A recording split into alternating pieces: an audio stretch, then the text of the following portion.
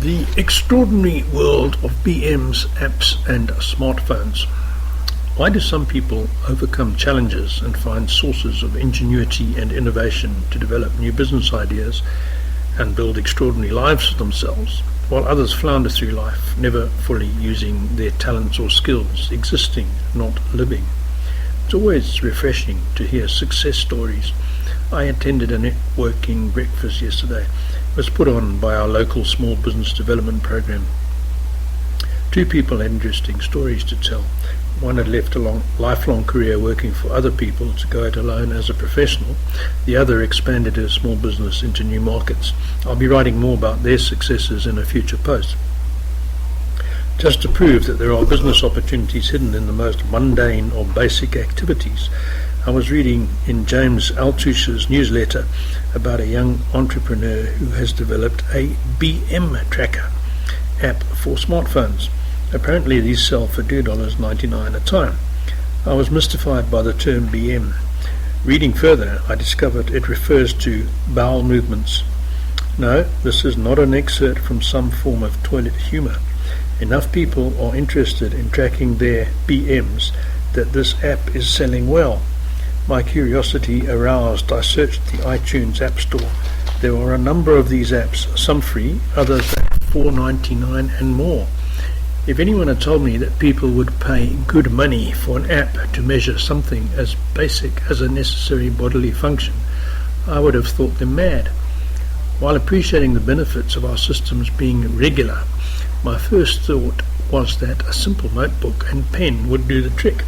But of course, I'm from the pre-smartphone generation, old enough to be from the pre-cell phone of any type era.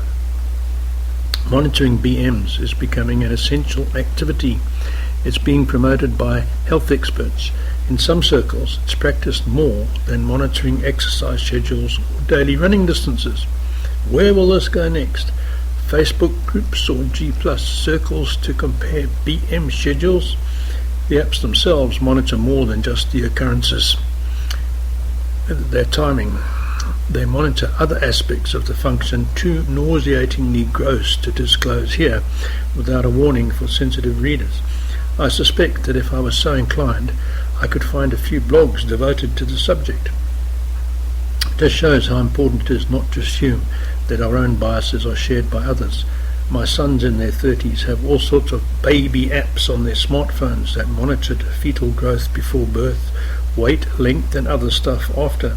Strange that the fathers survived quite well before the first smartphones or apps were invented, but now see the apps as essential for their own babies. My elder son has a huge range of free and paid apps on his phone. Working from home and now having a tablet as well as a desktop computer, I've removed the ability to receive emails and texts from my BlackBerry. Now it's just a somewhat large and cumbersome dumb phone. It's not as convenient to use for simple phone calls as the bottom-of-the-range Nokia I bought in the UK for next to nothing to use as a temporary pay-as-you-go phone while visiting there. When the BlackBerry dies or my contract expires, I will gladly survive with the small and simple Nokia. Personally, I cannot understand why anyone wants to look at a website on a minuscule screen on a phone, or why anyone wants to be able to tweet or update every waking moment. But I also recognize that billions of younger people have grown up with the new technology and new ideas about being continually connected, think completely differently. To survive and prosper in the new era, we have to accept that designing a new app is more likely to create a fortune than inventing a better mousetrap. Even if we cannot see the point or need for many of these apps ourselves, our younger customers can. What about you? Are you an app addict? Tell us your thoughts.